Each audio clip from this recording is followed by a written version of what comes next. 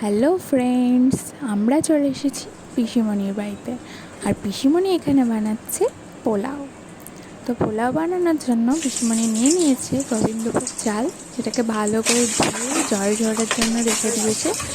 আর এদিকে গামলাতে কিছু পরিমাণ ঘি আর সাদা তেল গরম করে তাতে গোটা গরম মশলা, কাজু, কিশমিশ দিয়ে কিছুটা ভেজে নিয়ে তার মধ্যে গোবিন্দভোগ চাল দিয়ে দিতে হবে।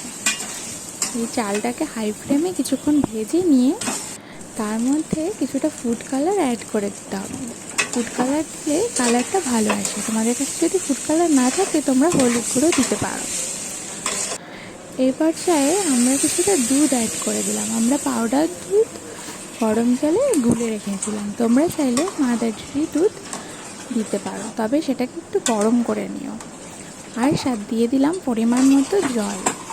আমরা এখানে 1.5 বাটি মতো চাল নিয়েছিলাম, তার জন্য 2 বাটি জল আর 1 বাটি দুধ, টোটাল 3 বাটি হলো। তোমরা তোমাদের পরিমাণ মতো দিও।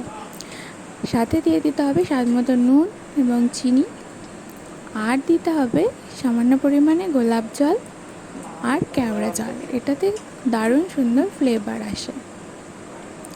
এরপর আমরা লো ফ্লেমে এটাকে 5 মিনিটের জন্য ঢেকে হতে দেব। 5 মিনিট পর ঢাকা খুলে দেখছি মোটামুটি চাল সেদ্ধ হয়ে গেছে, তবে আর একটু বাকি আছে। তাই আবার আমরা এটাকে চাপা দিয়ে আরও 5 মিনিট হতে দেব।